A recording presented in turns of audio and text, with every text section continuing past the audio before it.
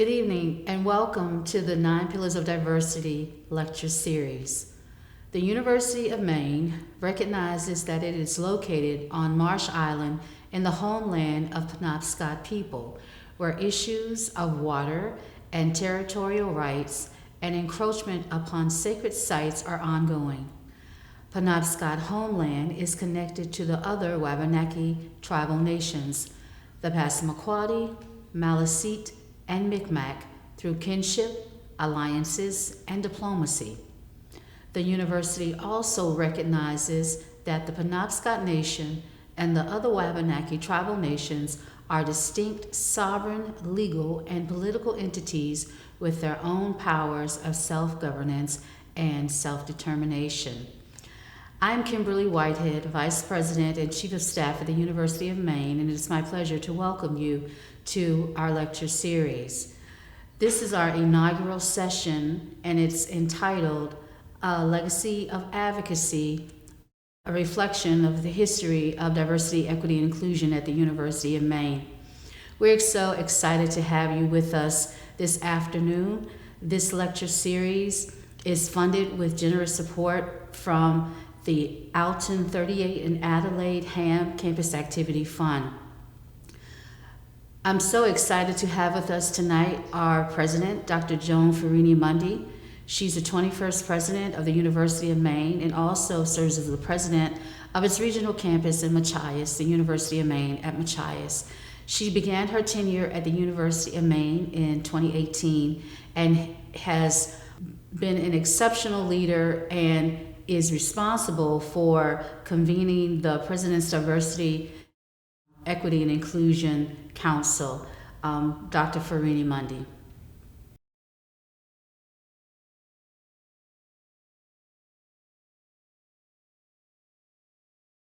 Had undertaken the work early on in my time here to create a report to show us all that was going on at the University of Maine in the name of diversity, equity, and inclusion. And it was impressive, the amount of activity. It was also very decentralized.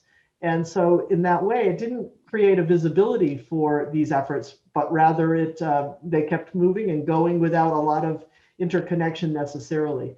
And so I thought about what to do and decided that the way to go would be to create a standing council, a president's council on diversity, equity, and inclusion.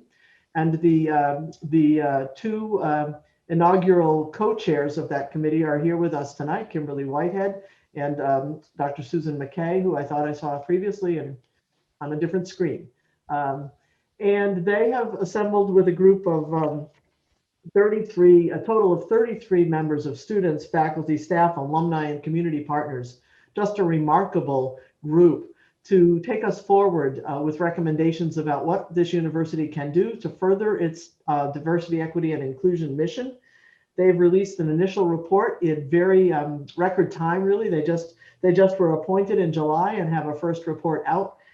Had drafts of it at the end of December and early January. We got it. So this group is taking responsibility for stepping back, looking across our campus, and making recommendations to the president and to the cabinet about what we can do, particularly to begin by addressing structural impediments to diversity, equity, and inclusion here. And these recommendations are sound and provocative in that they're pushing this university in good ways. And so we are taking them up within the cabinet, discussing which groups will be responsible for implementing which, and continuing to grow. This council very quickly has become, I think, a central, in a sense, entrenched feature of our university. They are there, they are visible, they are representing so many different groups and all of the 9 pillars of diversity that are the framing for this series. So I'm just very excited that we're able to be here together,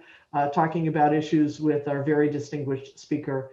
And I'm honored to be able to be a listener at this point. So thank you.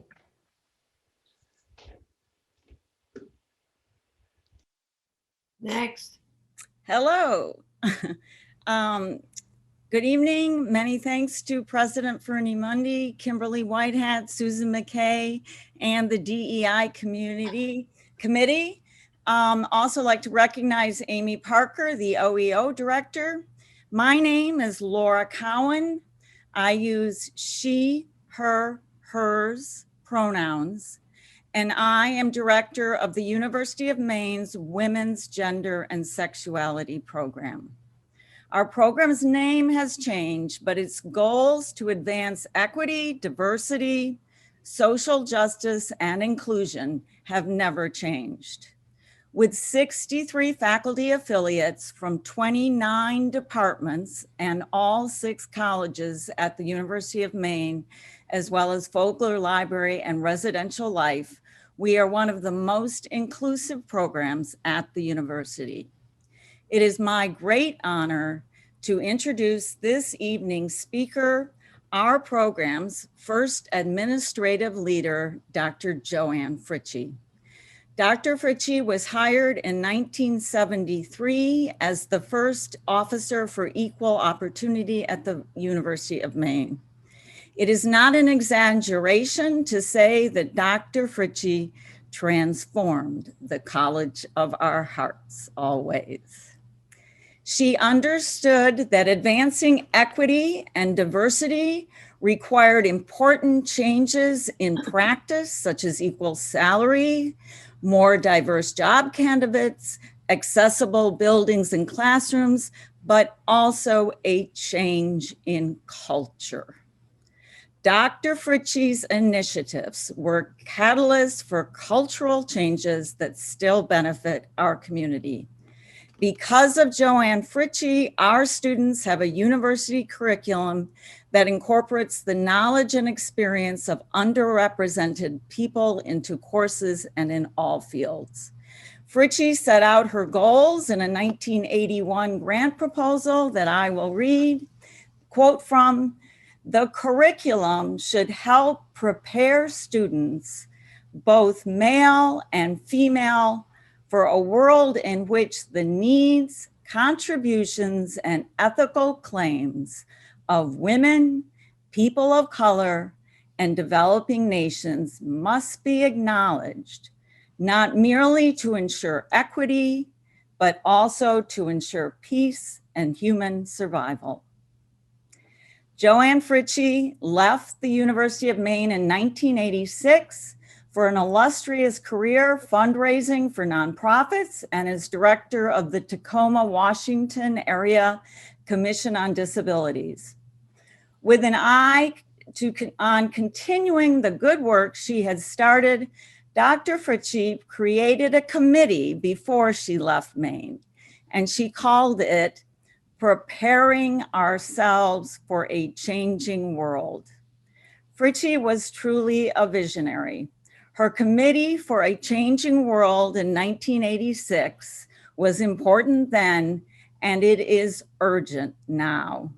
I urge all members of our community to prepare ourselves for a changing world in which the University of Maine leads the Northeast and the country in creating a diverse, equitable, and inclusive universities. Welcome to JoAnn Fritchie, and many thanks to you, JoAnn. Turn on your mic, JoAnn. Hit mute.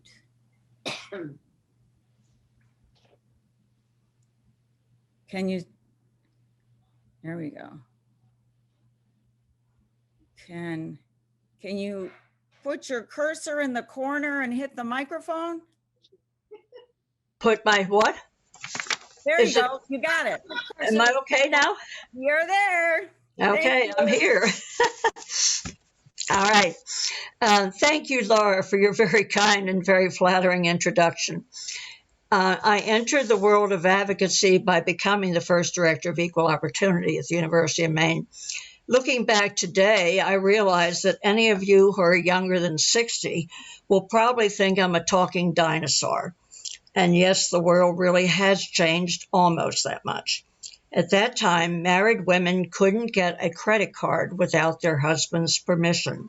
And married women job applicants were asked, "When do you expect to start a family?" So they could, knock them out of promotion if they were going to have a child. When I was interviewed for the Director of Equal Opportunity position, then President Win Libby had advertised the position because a woman faculty member in 1972 had filed a lawsuit against the Portland campus and its administrators for violating Title VII of the Civil Rights Act, which forbade sex discrimination in employment. Since women faculty and staff at the University of Maine had been bringing complaints of sex discrimination to his attention internally, President Libby decided to advertise for an equal opportunity director to help the university investigate and resolve complaints internally, thus to prevent expensive and embarrassing lawsuits. Salary inequities were the first issue emphasized by the women on the interview community. Could I have the Equal Pay Act slide, please? Nothing had changed yet to result in salary equity at the University of Maine. That's how I looked once upon a time. Look how old I am now. Anyway,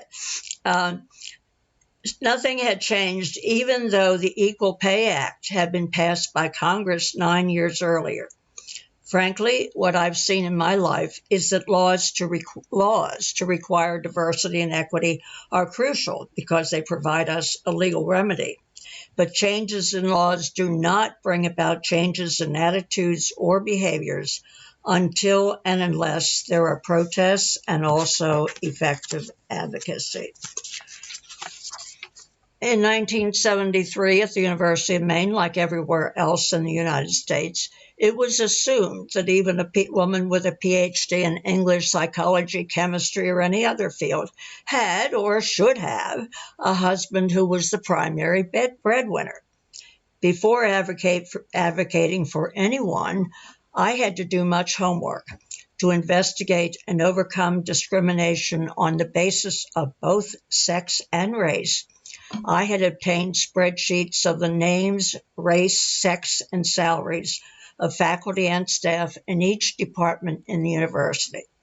That's when I noticed that a non-tenured assistant professor, a man teaching German, was being paid almost $2,500 more than a woman with similar credentials. This is an example of my first case of intervention advocacy. The woman had a PhD in German and was teaching in the foreign language department. After introducing myself to the chairman of the department, I complimented him for his own research to establish some rapport, I hoped, and then explained that I'd noticed that Dr. D was making almost $2,500 less than her male counterpart, Dr. F. With no embarrassment whatsoever, the department chair then said that the man, Dr. F, had 6 children and a wife to support.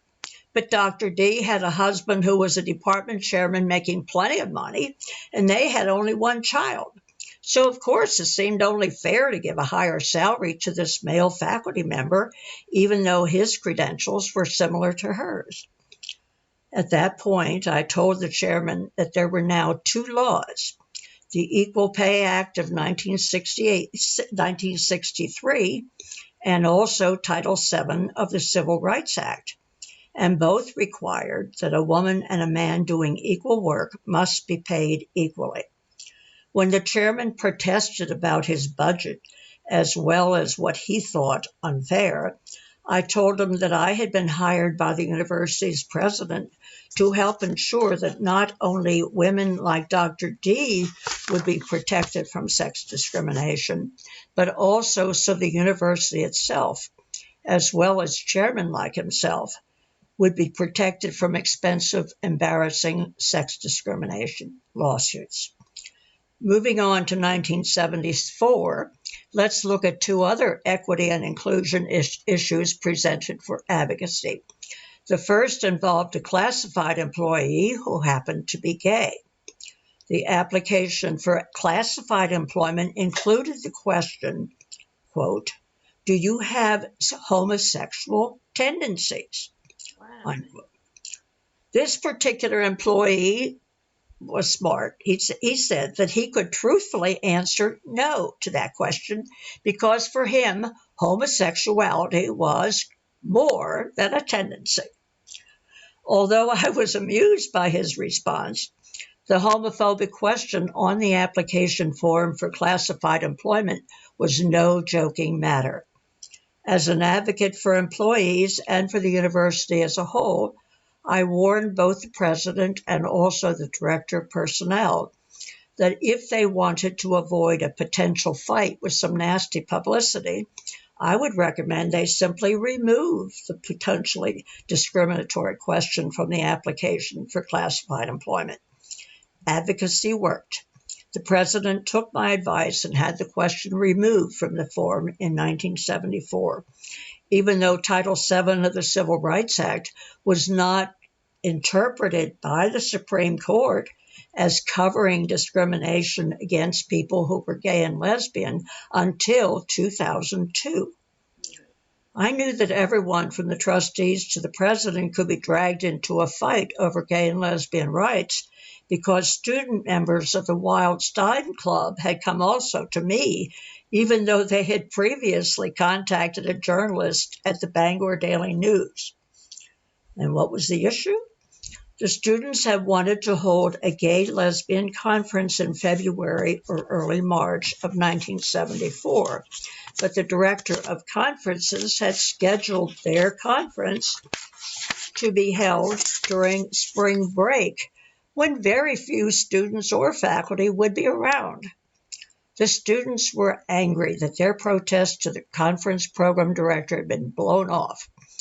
I went to the president and told him about the actions the students were planning to take and suggested he might wish to go to the trustees to himself to avert unpleasant publicity problems for the campus, himself, and the trustees. However, the president decided to let the trustees deal with it since he anticipated, correctly, unfortunately, that major donors to our campus would be furious if he in any way supported gay and lesbian students.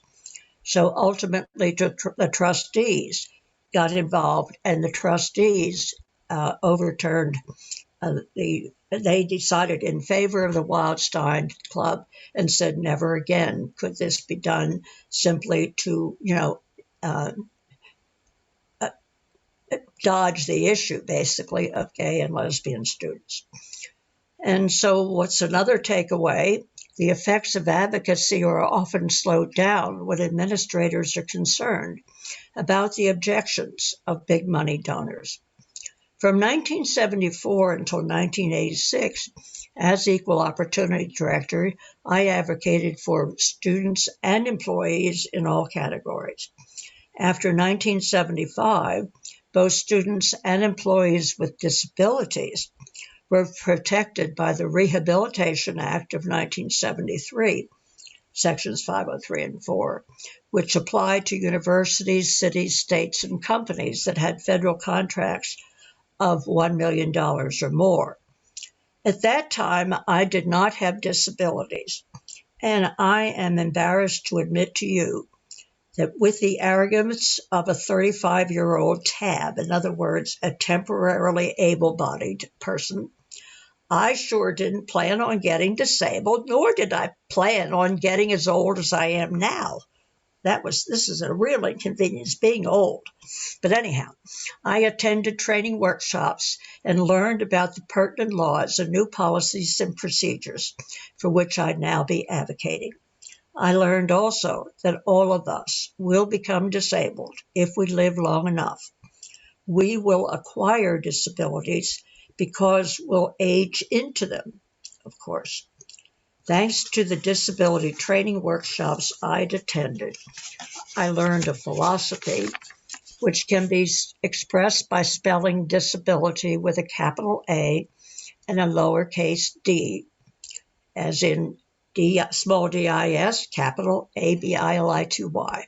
The purpose is to focus on your own and also other people's abilities and find ways to compensate for your own or for others' dis or impairments. the other thing is to learn how to be a self-advocate or an advocate yourself, to request for yourself or to grant others reasonable accommodation for the DIS if or when needed. And so you may move on to the next. That's it. So that's the point. Focus on your abilities, compensate for the DIS, request for yourself, and grant others reasonable accommodation and access if the DIS is needed. The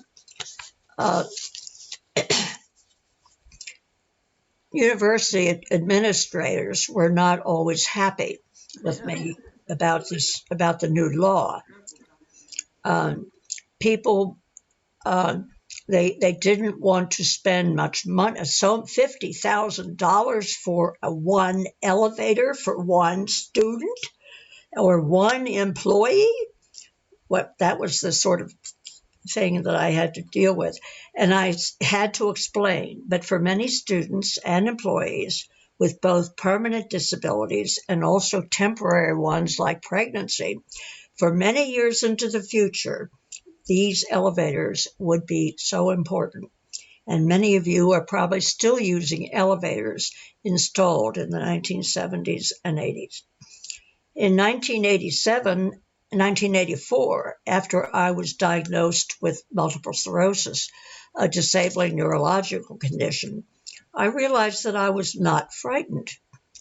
And the reason why, because the students and employees I thought I was helping had been really my role models and mentors. By being resilient and persistent in requesting accommodations, including permission to bring into class a dog guide to move safely around classrooms and across the street, they had taught me how to become more resilient and persistent. And speaking of persistence for other problems, here's one.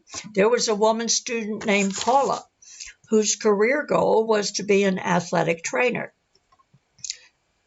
a person who'd provide immediate care to injured athletes, usually males injured in contact sports like football or hockey.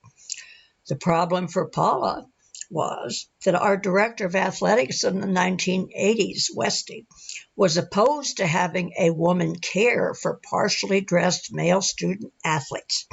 And he was the boss of the university's athletic trainer, who was quite willing to let Paula serve with him as an intern. So I went to talk with the trainer.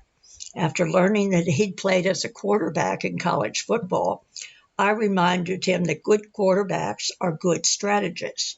And I told him, you have an advantage because you have a cooperating faculty appointment in the College of Education. May I have the Title IX slide, please? Since Title IX requires that female students have the same access to classes and programs that males have, I asked, would you like to offer Paula a 3-credit independent study class in athletic training? All you need is Paula's request and the approval of the Dean of the College of Education. Once you get both of those in writing, the athletic director cannot stop you, since this would be an academic class. Well, as you can imagine, the athletic director was furious with me, but he couldn't stop that class. After her experience at the University of Maine, Paula went on to a career as an athletic trainer. Advocacy worked again. So now we go back to advocacy needed for faculty and other employees. After salary inequities had been dealt with pretty well, I took on both Title VI and Title VII advocacy that was more difficult and controversial. Annual spreadsheets enabled me to figure out which women of any race or an ethnicity and which men of another race ethnicity, or national origin would be considered, and in which department and school or college for tenure and or promotion in the fall of each academic year. That's when people came up for tenure or promotion. If I found, in looking at my spreadsheets, or after talking, so the spreadsheets helped me to figure out who was coming up. I would talk with the chairman and find out whether or not any of the people that I had thought might have had inequitable treatment had been, if I found there was reason to think there had been inequitable treatment, I'd go to the dean. And all of the deans at that time were men, in advance of the dean's decision making, so he could save face, if possible, by overturning the department's decision. I followed the same procedure of potential face-saving conversations with the vice presidents and finally with the president, so that at each level there would be people overseeing and potentially overturning the potentially inequitable decision. I'm very happy to say that the numbers of female faculty tenured and promoted increased by 33%, and the male faculty of diverse color or national origin tenured and promoted to associate professor increased by 45% from 1974 to 86. The number of women promoted to full professor increased by 50%, and the number of male faculty of diverse color or national origin promoted to full professor increased by 75% from 1974 to 86. Oh, and of course, when I'm talking about women, I'm talking about women also who were diverse in terms of color or ethnicity or national origin. I knew that educating faculty and staff, as well as administrators, about the reasons why they, and not just I, should promote equity, diversity, and inclusion was very important. So I worked with about 10 faculty members and with President Silverman to design a small pilot project, which of course a small project is always less threatening than a big project for change. And the Women in the Curriculum Project was a summer-enabled faculty to apply for small grants that would allow a woman and a man to co-teach a mainstream academic class, not a women's studies class, in which they would include, quote, research by and about women into the class. The words feminist research would have killed it, of course, in that era. So that's why we called it research by and about women. And I have to give credit also to the people at Wellesley College, where that was first started as an approach to that would be not women's studies, but that would be infusion of feminist research into mainstream classes. The pilot project with men and women co-teaching 4 classes in the College of Arts and Sciences and in education excited everyone, including the Dean of the College of Engineering. And I hadn't expected engineering to be one of these colleges that we get all excited. But the dean was terrific and in many cases would initiate the activities that would provide more equity.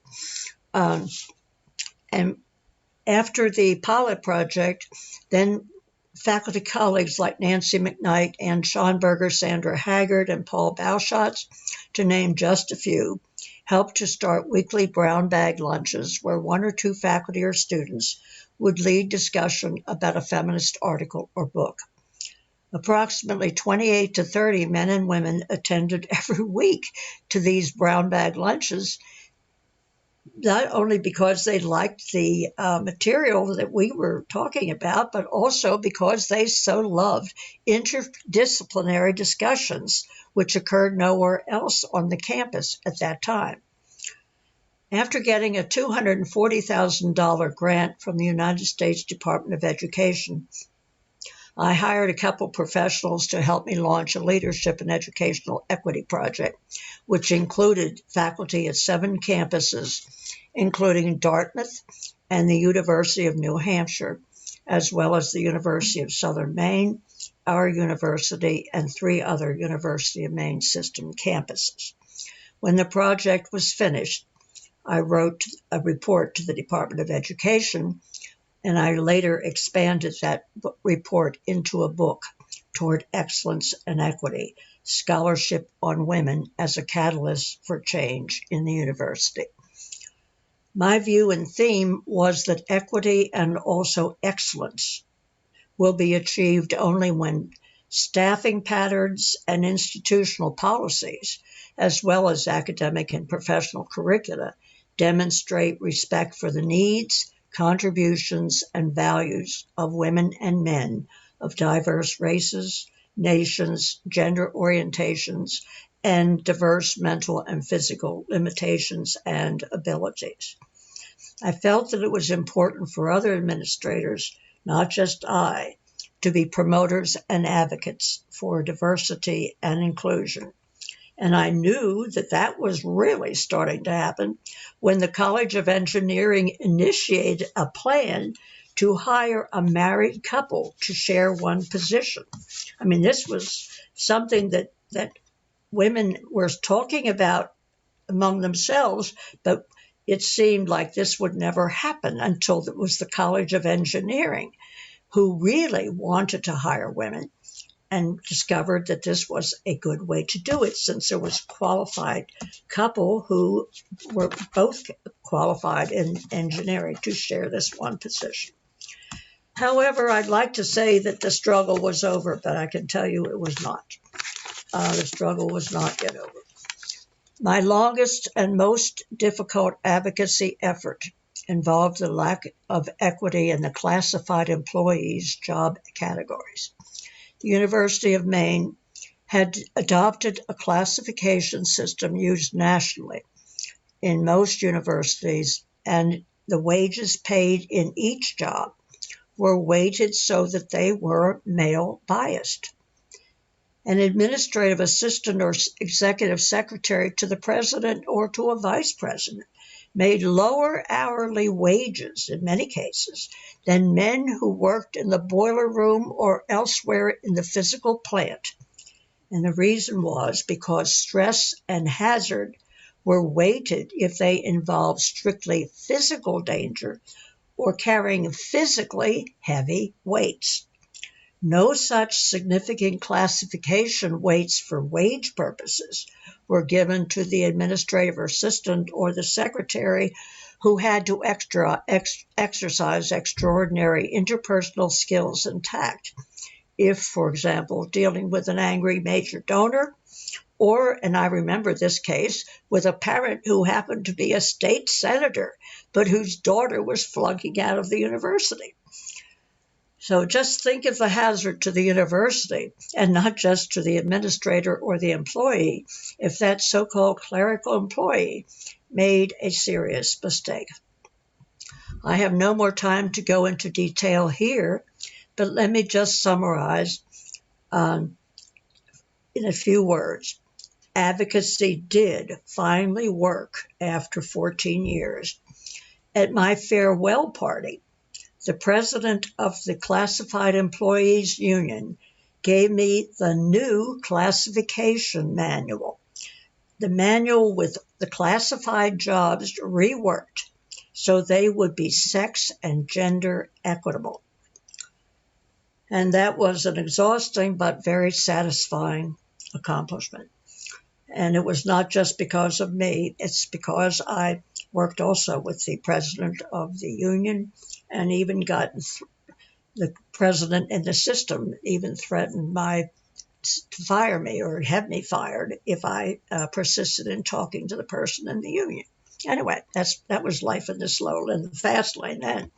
Many thanks to all of you for listening to some of my reflections on the history of diversity, equity, and inclusion at the University of Maine. Thank you all. Oh, wonderful. So thank you so much, Joanne. We really appreciate you being here with us this evening and sharing that history of diversity, equity, and inclusion in your work at the University of Maine. If you have questions, what we're trying to do is manage those through the chat. So if you could put those in the chat, and we will facilitate asking those questions for you. Okay, so we do have a question. um, Someone has put into the chat, they'd like to hear about how Joanne started the Children's Center. Oh, yes, the Children's Center. It was the president of the student council came to me. I think it was I don't know if it was 1973 or 70. I think it was 1974.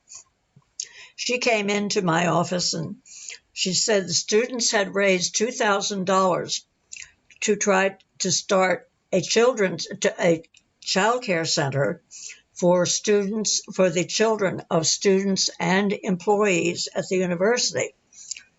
And being very naive about what was involved in starting a daycare center, I accepted the money and said, I will do my best. I very quickly found out that this project would involve all kinds of licensing regulations that we, it would be not just do we have to get a building, but it had to be, one that could be licensed for hot water and cold water. And, it was just ridiculous. So I figured that the best thing I need, when I was in trouble, I called an advisory committee, and I did that with women in the curriculum, and I figured this is the best time. I needed this, certainly. So I called couple women who were pillars of the community, including Madeline Freeman, and another woman who had been around quite a long time, plus the wife of the vice president for research and public affairs. And I figured maybe and so they did. The wife of the vice president found a building. But all of us went, first of all, to the Department of Human Services, or whatever it was called, in Bangor, to find out what we had to do. And I thought, oh, geez. And I found out then that $2,000 would just barely cover the cost of one child for 1 year. So anyhow, with a lot of help from my advisors, as I said, the wife of the vice president got us a building, and we worked together. I went to the town council of Orono and the town council of Old Town, and each of those cities gave us a small amount of money also, and the president's office gave us $2,000. So I had something like $6,000, $8,000, but it took quite a while. But I think, what was it, I forget what year it was now, 84, 85, when we started, the Children's Center actually opened up. And I was so happy. And unfortunately, at that time, it housed only 15 children. But I think it has grown since then, I hope. Any other questions? Yes, I have a question. You mentioned that you were able to get increases in the number of faculty who were people of color. Yes. Tenured, promoted to full professor. Right. We're still at a situation where we have very few faculty of color. And I'm wondering what specific things you learned from those experiences that might still be applicable today in terms of increasing our numbers of faculty of color. That's an excellent question. And it was not easy. It turned out in one particular case, there were two people a husband and a wife who were from India. And of course, Asian Americans were covered, as were Hispanic Americans and African Americans and Native Americans. But I certainly found it difficult. It was not easy.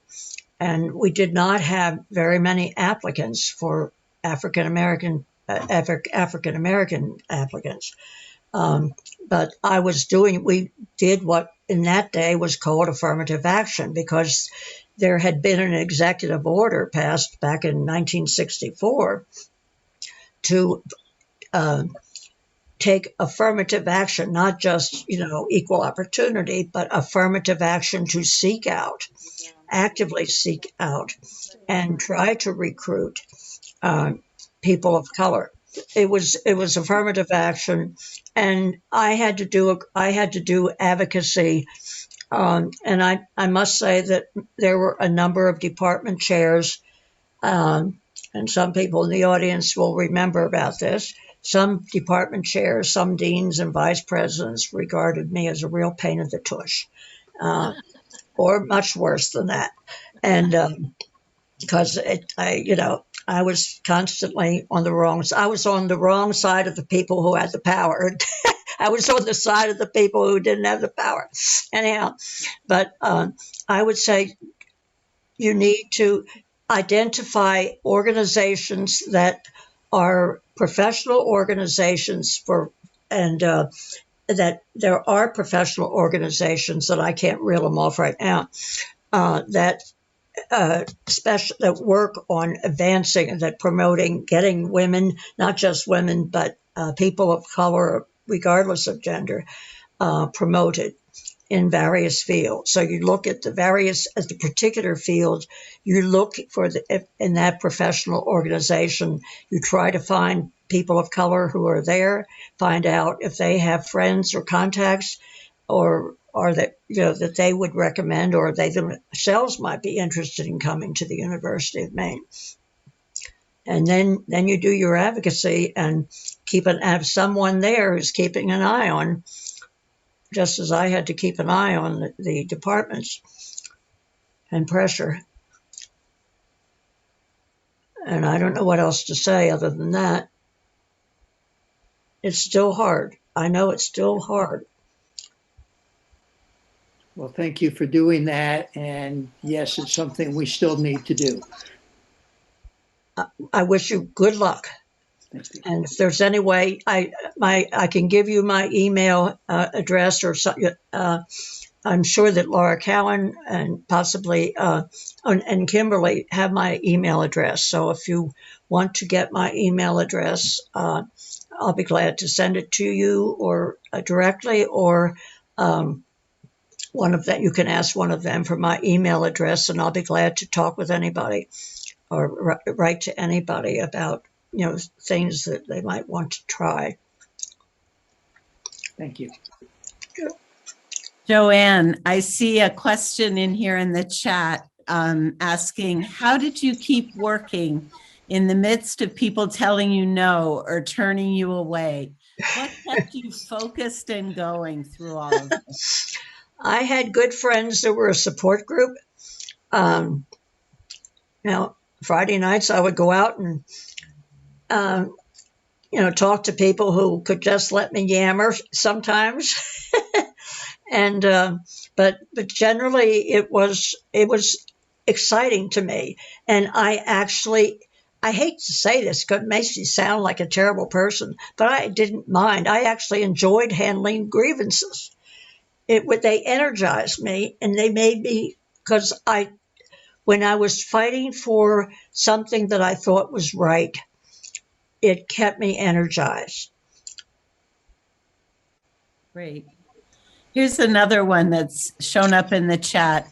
During the 70s and 80s, there was a lot of sexist language and behavior in the classrooms. How did you and others address this? There definitely was. And I can think of one in particular. The person taught physical education. And he was a friendly guy, okay? and he liked to make jokes also. And so I got some complaints from students in his classes about the so-called jokes that he told, and also that he seemed to be a little too friendly at times, that he seemed to be a little too friendly with certain students. And so I went to talk to him, and I said, you are in danger yourself of being embarrassed and perhaps having a charges filed against you if you don't pay attention to stopping the jokes, stopping making demeaning comments about the girls and women in your class. He called them girls, of course.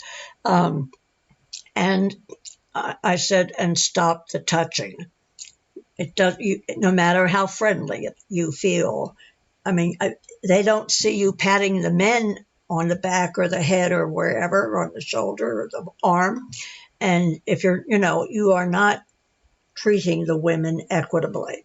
And so you must stop it, or bad things will happen. I'll have to report you to the dean, and if necessary, to the president. Anyway, that stopped that with him. But this kind of joking stuff. And, oh yeah, there was a chemistry professor who said there were students in the class. Was a student in the class. I think she was the only woman student in the class, as a matter of fact, at that time, very early on. And the professor said, well, ordinarily at this point in my presentation, I would tell you a joke, but I guess since we're in mixed company, I can't do that. And so after this happened for the second or third time, in two or three successive days, the woman who was an engineering student and the daughter of an engineer, and she was not going to be put off by this kind of nonsense. So she turned around and she said to all the guys in the class, okay, you guys, you leave. I want to hear the joke. But, one could go on and on with that kind of thing.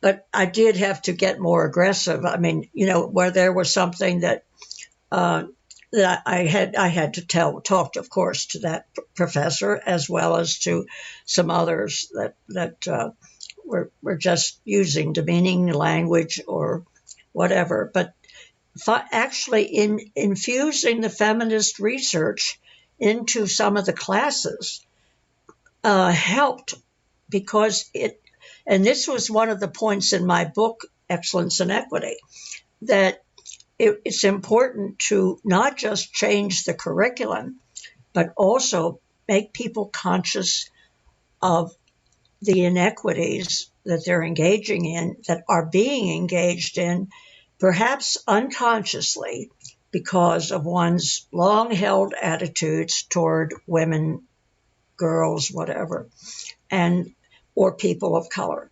And at the time, there was less. I did have concerns about a Penobscot reservation resident, but generally speaking, there were some issues relating to the Penobscots, and I would be happy to talk about those too at some point if you wish to hear them. But most of the challenges came from the women. Here's another question that I think ties in. People with disabilities often get forgotten in our conversations and in efforts for equity. Have you experienced this? And how can we help disabled students more at UMaine? I think one thing you can do is make sure that the students and the faculty who are there shouldn't be embarrassed to talk to the person and say, is there anything that you hear in this class, or anything that any of us are doing that makes you feel that you're being treated differently? Or, don't be embarrassed to acknowledge that they have a disability. I know that I have experienced either people being when I'm in a wheelchair, in particular, when I have been in a wheelchair or a scooter, either people knock themselves out to help me, and when I'm in a scooter, I don't need half as much help as I need when I'm on my feet. But people are either embarrassed or they say things like, "Oh, you're so cute. You're so cute," when I'm in a wheelchair. I mean, get real. Ugh. I'm not cute, you know. And so this, but I think being comfortable talking about disabilities, if you notice that a person is having a little struggle, like I struggle with, and I've been struggling today with my papers, you know, because it's hard for me to turn pages. And if you notice that somebody's having trouble writing, you know, and taking notes, God knows I have that problem. Then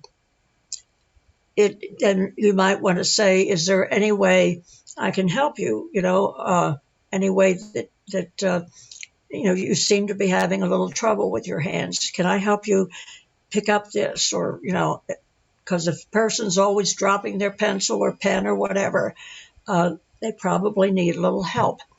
And, you know, say, "Would you mind?" But don't just do it. Say, "Would you like me, or would you mind if I picked up your pen for you? Would that be okay?" You know, so that you're asking their permission and not simply assuming that they are needing help. Yeah, that sounds like great advice. We'd like to come back and hear more about what were the situations involving the Penobscots that you alluded to earlier. Yes. Well, when I guess I was there for about 2 years, and I realized that there was one person on the campus who was a Penobscot. He had a master's degree in education, and everybody at all the university administrators regarded him as a spokesperson for the Penobscots, especially those on the reservation. And when I talked to people on the reservation, they did not see him as a spokesperson. He was very different from them. He had an education. They didn't have that kind of education.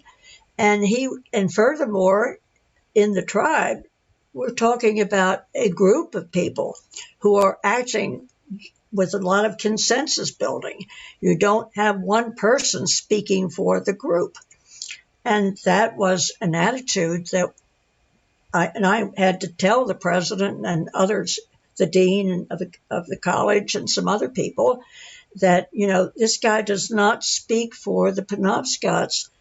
So it's, you know, it's not good for him to be put in that position with his own tribal members, and it's not good for it's demeaning for the people on the reservation to have people project an attitude that the only people that we care to talk to are the ones who have bachelor's and master's degrees.